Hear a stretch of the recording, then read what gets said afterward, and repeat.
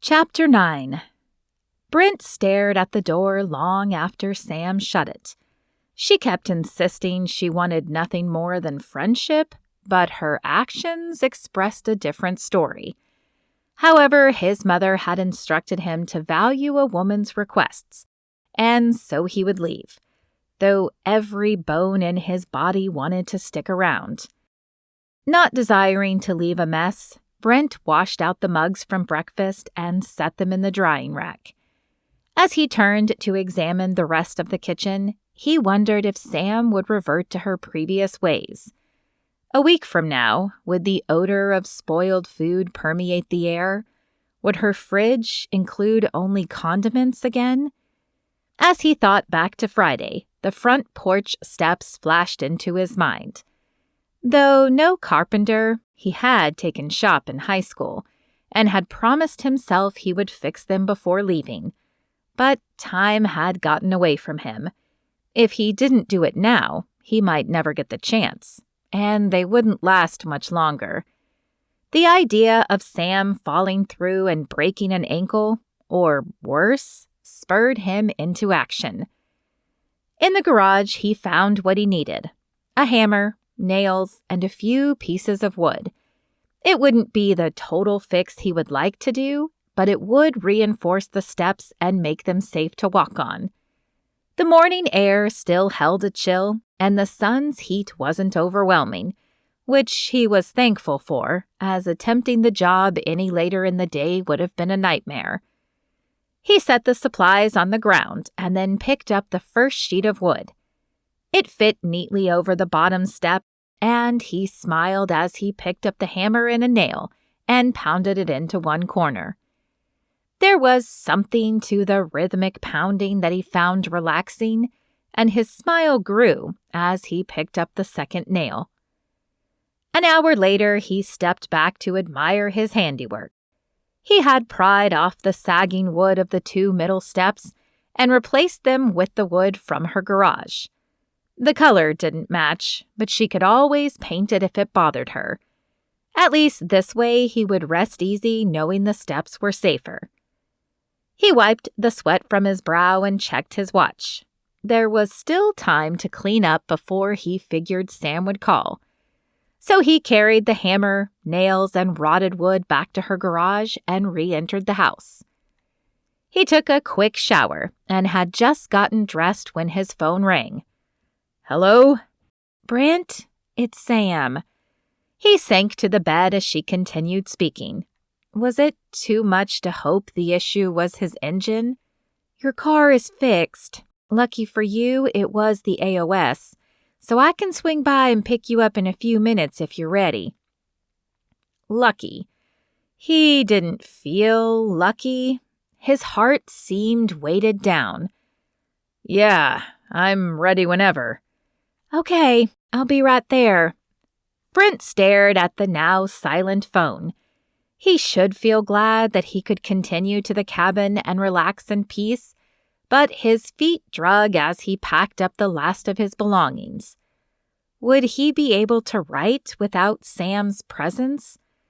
A sneaking suspicion she was his muse had wormed its way into his head. As his fingers touched the photo of the two of them at the festival, he marveled at his emotions after knowing her only a few days.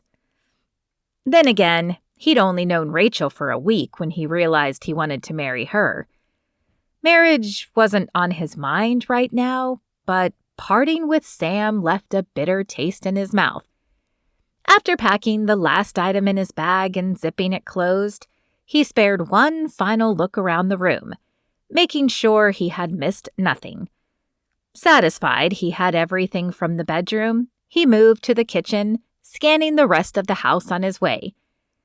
Her decorating was not his style at all, but he would miss having someone to drink coffee with in the morning. He'd forgotten that simple joy. The sound of the horn shattered his daydream, and with a sigh he hoisted his bags and opened the door to join Sam. It would be a short ride back to her shop, to his car, to the freedom he didn't seem to want anymore.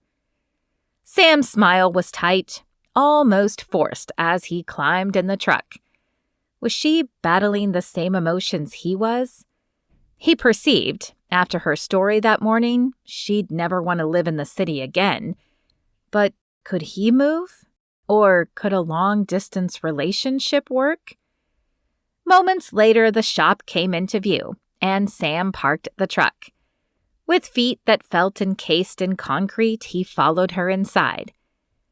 As she stepped behind the counter, she cleared her throat. So the bill shows the cost for the part and the labor. The paper slid across the surface, but her eyes flickered to his only briefly. Payment. How had that escaped his mind? No wonder she appeared so uncomfortable.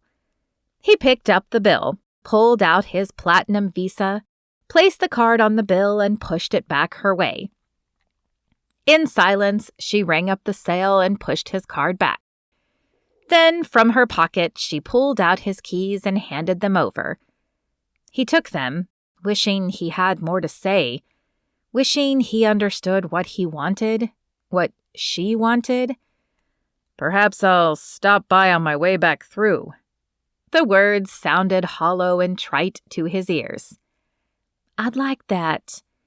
With a final, awkward handshake, he exited the shop and climbed in the Porsche. The leather still molded to his body, but something seemed different. Stella was different.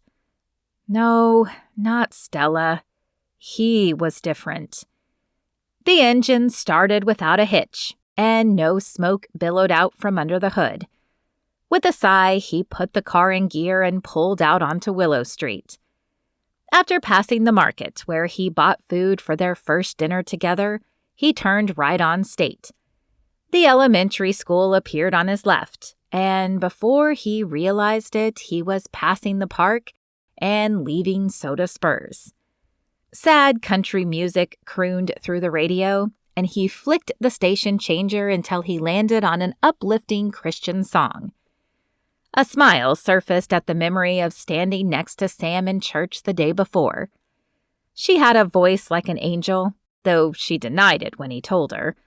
Plus, she looked peaceful as she worshipped, eyes closed and hands raised. He wasn't even sure she comprehended doing it half the time. He'd have to find a church and get connected when he returned home. Of course, he wouldn't have Sam standing beside him, and there would be no smell of strawberries and no angelic voice, which saddened him. An hour later, he pulled up to the cabin, nestled among a small grove of trees. He parked the car and grabbed his bags. Julia had given him the key to her family's cabin, promising it would be quiet, and he'd be able to unwind and maybe write. But now it appeared too quiet. He wondered if he'd be able to find his inspiration here like he could at Sam's place. The second step creaked as he mounted the porch, reminding him of Sam's rickety steps. Had she noticed he fixed them yet? With a shake of his head to dispel the image, he flicked through the keys on the ring for the one to the cabin. The quaint main room held only a couch, a chair, a table, and a fireplace. Stairs at the back led up to the second story, which Julia said housed 2 small bedrooms and a bathroom. However, since a master bedroom existed downstairs, he didn't expect he'd need to use the upper level. After setting his bag down in the overstuffed brown chair, he toured the rest of the house. The kitchen was smaller than Sam's, but neat. A dining table sat in the corner. Down the hallway lay the master bedroom with a bath. A king-sized bed topped with a blue and white quilt and a large dresser filled the room. The bathroom matched the minimalist decor of the bedroom. As he wandered back to the living room, the quiet set in. An old clock above the fireplace ticked away the seconds. With a sigh, he pulled his laptop out of the bag, placed the bag on the floor, and plopped down on the chair. There was no desk here, like at Sam's, and the coffee table was lower than the chair, so his lap would have to suffice. He read back over the words he had typed out the last few days and found himself lost in the story. But as he reached the end and placed his fingers on the keys, nothing came. No spark, no story, no ideas. Just Sam. Beautiful, challenging, engaging Sam. She was probably still at the shop, as it was not quite 4.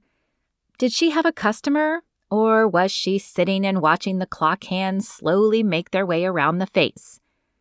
A knock at the cabin door interrupted his daydreaming, and his heart fluttered. Could it be Sam? Had she followed him out here? A smile tugged at his mouth as he opened the door, but it froze quickly. The woman in front of him was not Sam.